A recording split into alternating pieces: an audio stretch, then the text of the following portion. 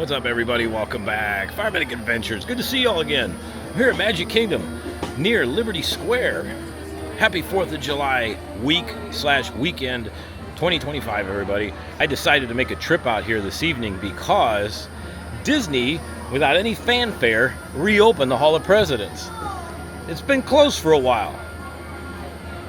Since mid-November, after we had a certain election. And this happened the last time in 2016. The Hall of Presidents was very delayed reopening. Not as bad this time. It was only what?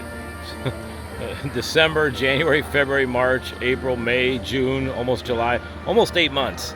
We'll call it 7.5. But regardless, the Hall of Presidents is reopened. So I thought, in the spirit of the 4th of July week, that we would go in there and see one of the greatest theme park attractions ever built. This was part of Walt Disney's ideas that was brought to life in an amazing attraction. This is also an opening day attraction. Been here since 1971. I know they're scrapping a lot of them here, but this is still the original. Hopefully they don't mess with it. It's one of my favorites. It's also a great place to take a break, get into some air conditioning. So if you've never done the Hall of Presidents or have never seen it before, you're in for a treat because I'm going to let it run in its entirety, so you'll see the entire thing. So, without wasting any more time, let's get our ass in gear. Let's go check out the Hall of Presidents new for 2025. Welcome, everybody.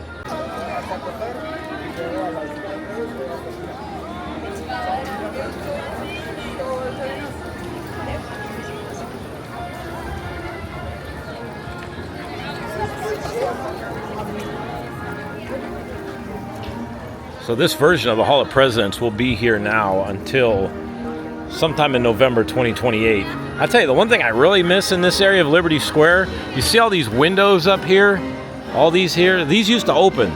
The Muppets had a show that they would do here multiple times a day called Great Moments in History, but just the American parts. Yet again, another thing, like I mentioned the other day, that, you know, went away with the freaking events of 2020. Never came back. But those of you that remember seeing that, you know what I'm talking about. It was a spectacular show that performed throughout the day, and it was hilarious. And Sam Eagle would pop out of the circle up there in the roof, too. It was a great show.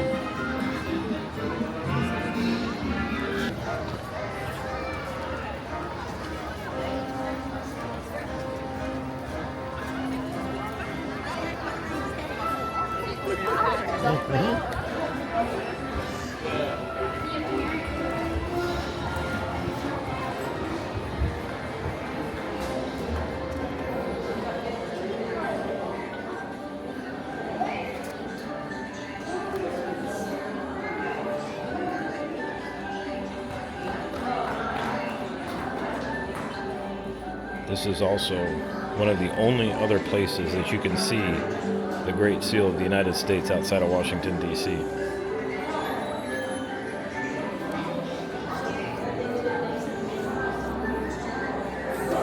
If you get some time, take a walk through here. There's all kinds of really neat artifacts. There's displays on how they put this entire show together. I mean, it is really neat.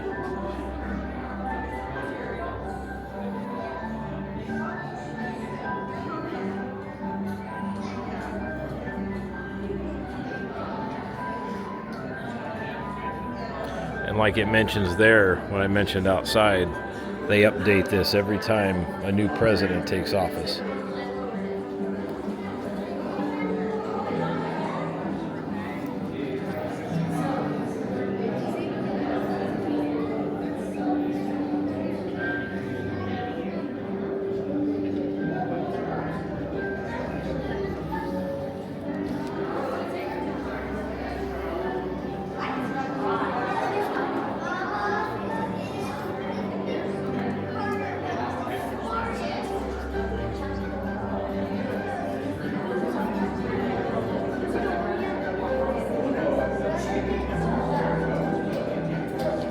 This is the key to Disneyland that was presented to Richard Nixon. Richard Nixon visited Disneyland more than any other U.S. president, even to current time.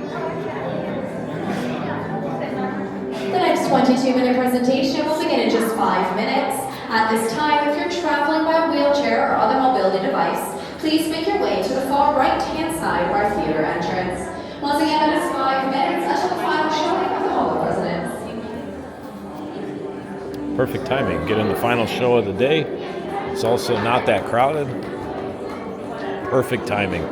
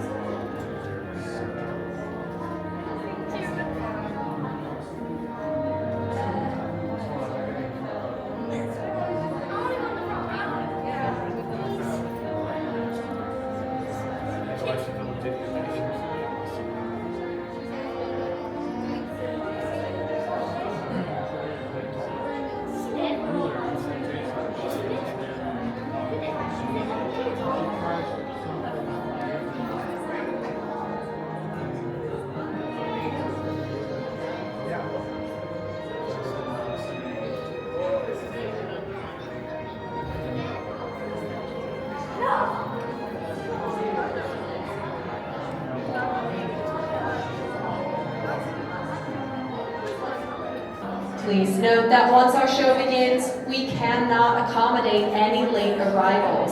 So please make sure that you have your entire party with you before you enter the theater.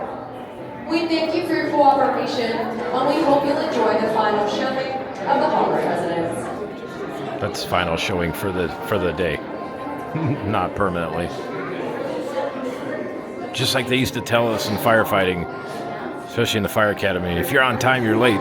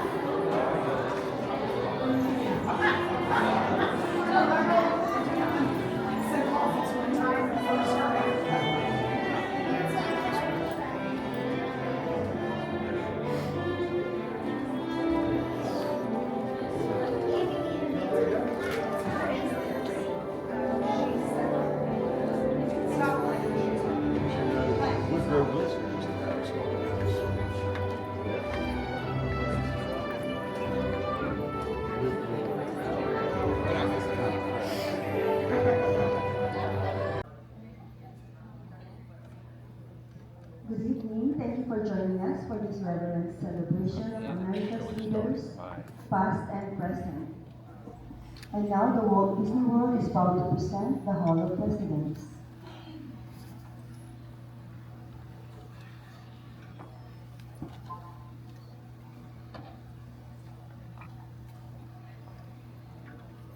This program is dedicated to the memory of Walt Disney.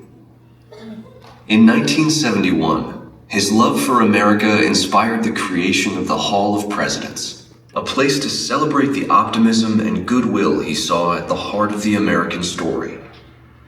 Walt's vision was to honor the nation by honoring the American presidency.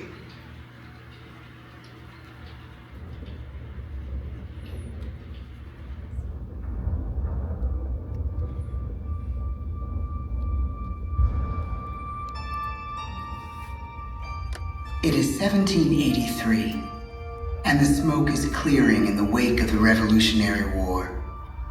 Over the course of 8 grinding years, General George Washington has led a force of shopkeepers, farmers, and Native American allies to victory over the greatest military power in the world.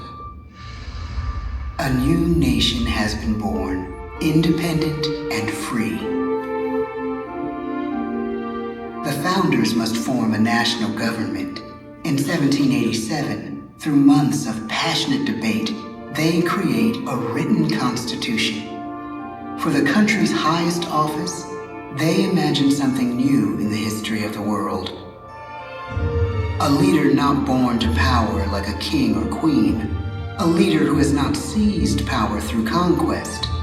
A leader not separate from the people, but elected by the people, from among the people. We, the people. This is a new idea, an American idea. The idea of a president.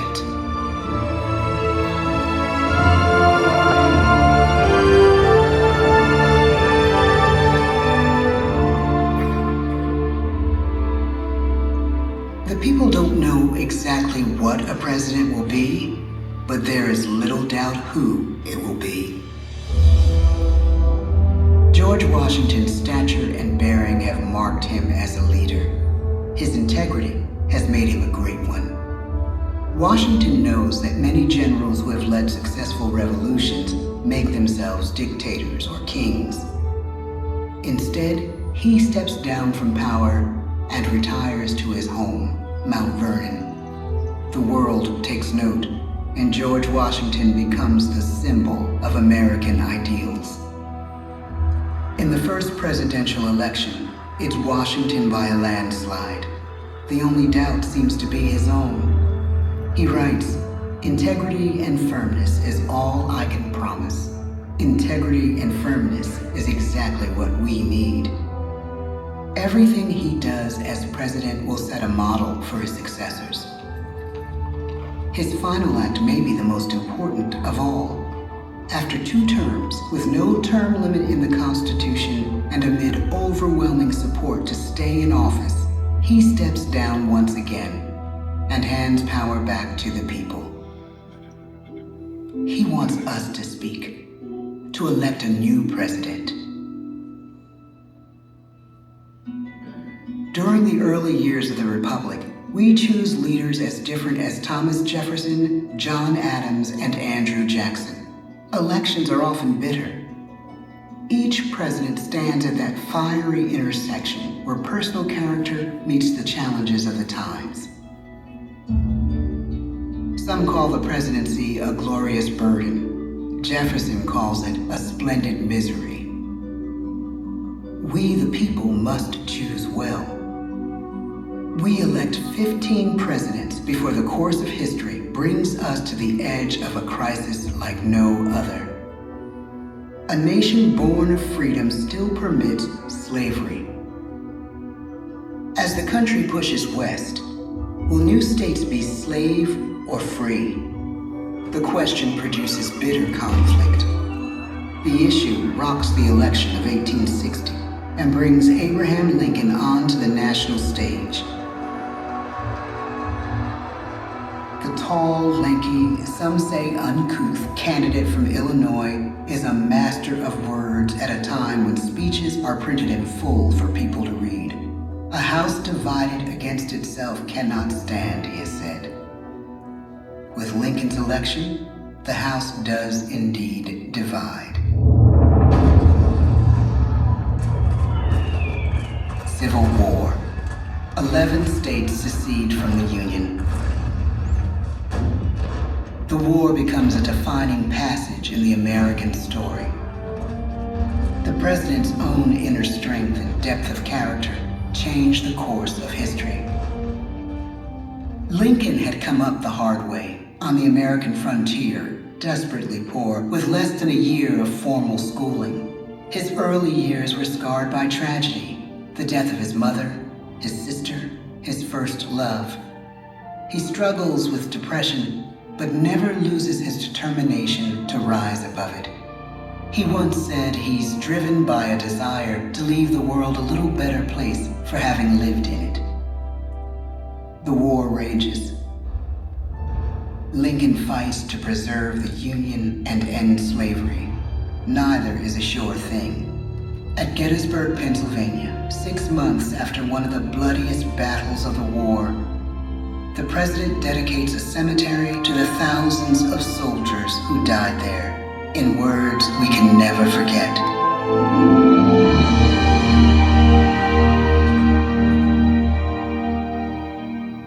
"Fourscore-and-7 years ago, our fathers brought forth on this continent a new nation, conceived in liberty, and dedicated to the proposition that all men are created equal. Now we are engaged in a great civil war, testing whether that nation or any nation, so conceived and so dedicated, can long endure. We are met on a great battlefield of that war. We have come to dedicate a portion of that field as a final resting place for those who here gave their lives, that that nation might live. It is altogether fitting and proper that we should do this. But in a larger sense, we cannot dedicate, we cannot consecrate, we cannot hallow this ground. The brave men, living and dead, who struggled here, have consecrated it far above our poor power to add or detract. The world will little note, nor long remember what we say here, but it can never forget what they did here. It is for us, the living, rather, to be dedicated here to the unfinished work which they who fought here have thus far so nobly advanced. It is rather for us to be here dedicated to the great task remaining before us, that from these honored dead we take increased devotion to that cause for which they gave the last full measure of devotion. That we here highly resolve that these dead shall not have died in vain, that this nation, under God, shall have a new birth of freedom, and the government of the people, by the people, for the people, shall not perish from the earth. The blood of over 500,000 Americans is spilled in this Civil War. President Lincoln's enduring hope is to give true meaning to the sacrifices of so many, to lead us to that new birth of freedom. With the end of the war and the end of slavery, a new birth truly begins. As we roll toward the 20th century, settlers roll west on wagon wheels and railroads connect the nation coast to coast. Millions of immigrants pour in from Europe and Asia. Population doubles, our economy triples, our standing among nations rises. We need presidents who can lead both at home and abroad. At the same time, a young Theodore Roosevelt is retreating from New York politics and personal tragedy, the death of his wife and his mother on the same day in the same house. In the Badlands of North Dakota, he rethinks his life and the life of his country. He returns stronger in body and spirit. His renewed energy is just what his country needs.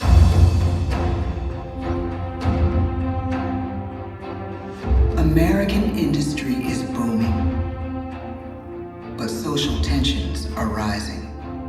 A progressive movement is bubbling up, pushing for change, and change is needed in the working and living conditions in cities. The gap widens between rich and poor. The demand for change grows stronger. Teddy Roosevelt is a knight on a crusade. He speaks with force and vitality in clear terms that make colorful headlines at a time when mass market newspapers have become the new media. To define his foreign policy, he borrows a phrase from an African proverb: speak softly and carry a big stick. But his greatest accomplishments are made at home.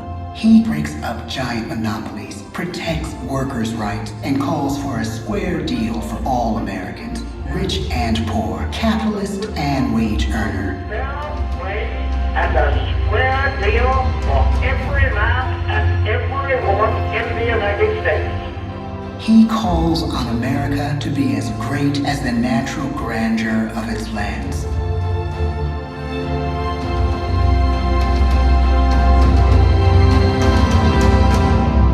Keep your eyes on the stars and your feet on the ground, he tells us. And we do.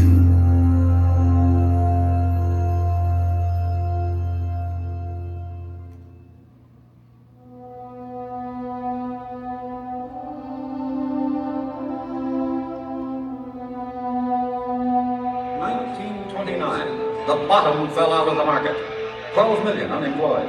The bread lines and the soup. The results, the 1932 election now appear. When we elect our 32nd president, it is the worst of times. The course of history and the course of one president's life again shape a turning point in our national destiny. Franklin D. Roosevelt, paralyzed by polio, knows how to restore the faith of a people paralyzed by the Great Depression. I believe in practical explanation and in practical policy. He has found the inner strength his countrymen now need. He speaks to us like a friend, a neighbor. His optimism is contagious, his voice perfect for the latest breakthrough medium, radio. He calls us to believe we have nothing to fear but fear itself. And we do believe. Tonight's attacks on England are perhaps the most widespread of the war. In the course of the day... But an even greater challenge dominates his final years in office. The Second World War.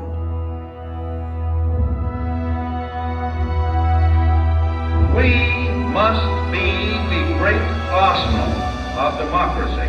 This is an emergency as serious as war itself. We stun the world with our production.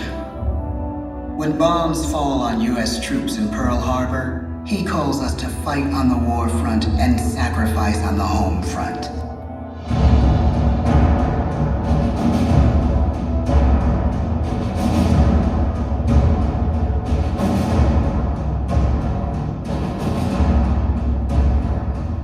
The harder the sacrifice, the more glorious the triumph.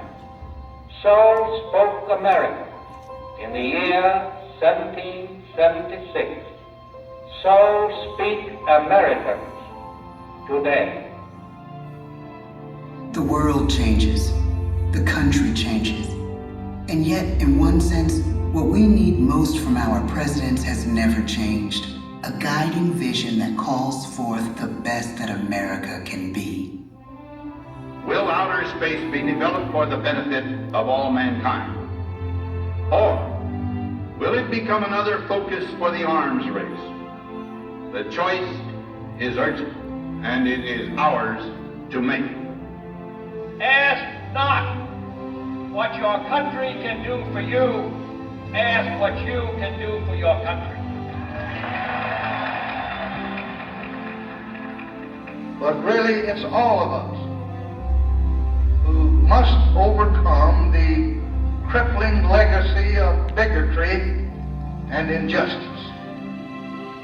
And we shall overcome. One of the agreements that President Sadat and Prime Minister Begin are signing tonight is entitled A Framework for Peace in the Middle East. Mr. Gorbachev, tear down this wall. You have lost too much, but you have certainly not lost America. I can hear you. The rest of the world hears you. Loving this country requires the willingness to speak out for what is right, to shake up the status quo. That's America. Our presidency is no longer just an idea. It is an idea with a proud history. Ladies and gentlemen, the presidents of the United States of America.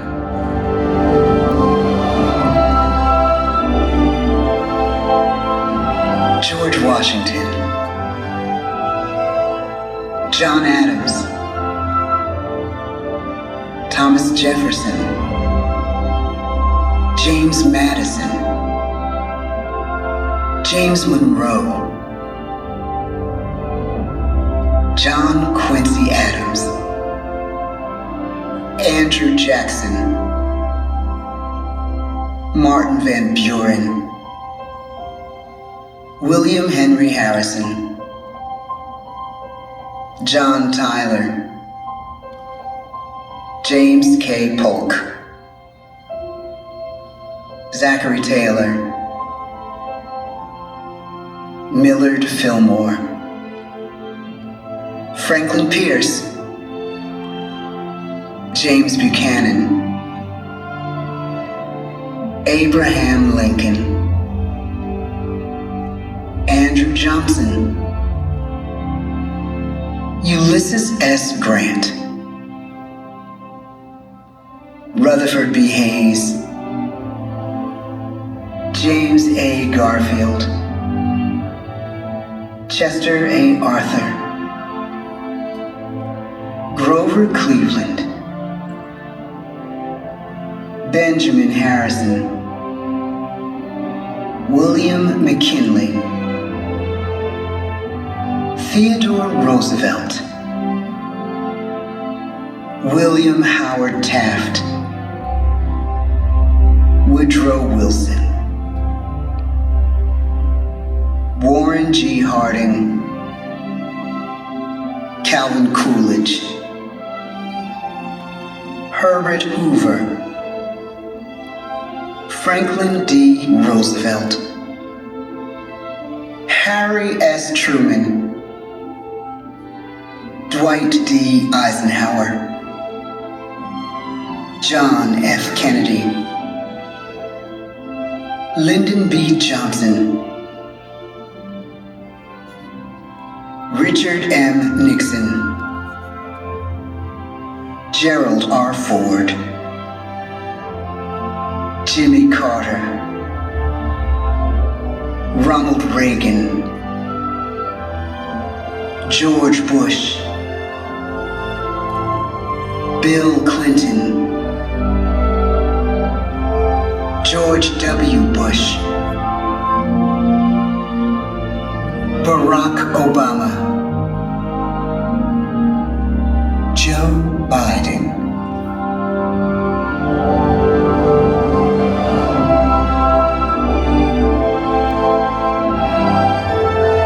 And now we come to the present. Once again, we place our trust in the idea of a president, as we have from the beginning. My fellow citizens, no event could have filled me with greater anxieties than that notification on the 14th day of April, 1789, that you had selected me to lead our nation. But it was with the confidence of my fellow citizens that I took an oath.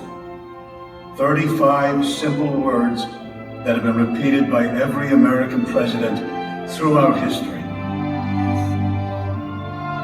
I, Donald John Trump, do solemnly swear that I will faithfully execute the office of President of the United States and will, to the best of my ability, preserve, protect, and defend the Constitution of the United States. So help me God. The presidency of the United States is a role unique in the world, an office entrusted to each president by us, we the people. Therein lies the genius of that new idea, now over 200 years old.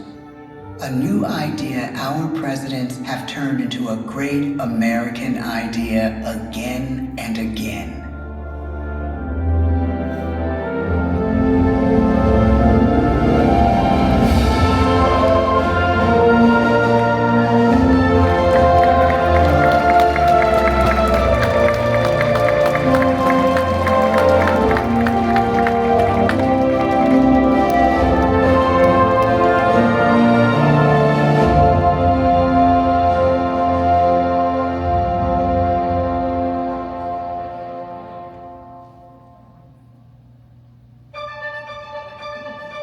This concludes our presentation. Please gather all your personal belongings and exit to the open doors to your right.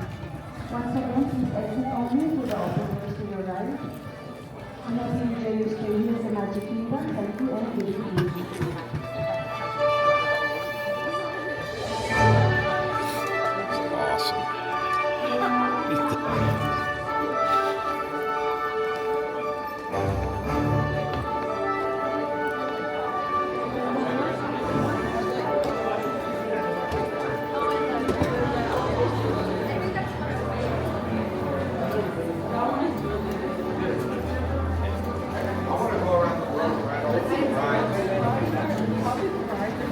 glad to have the Hall of Presidents back. That is spectacular. I like how they updated it with an updated President Trump animatronic.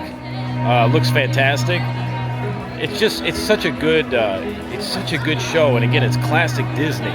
This is one of those attractions that Walt Disney himself, imagined, and they brought it to life.